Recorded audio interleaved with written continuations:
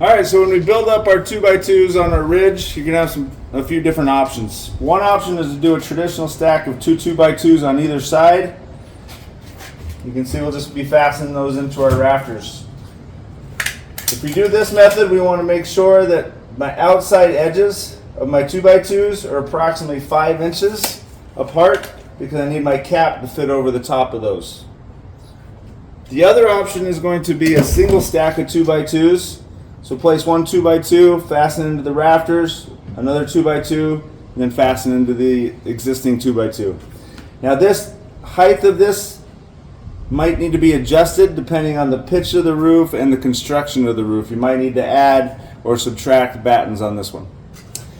The third option is going to be our ridge riser brackets. You can see these are just metal brackets that we're going to fasten into a single 2x2, and then we can adjust the height by putting a bend on it to whatever height we're trying to achieve. And then we'll go ahead and just fasten those down into the roofing.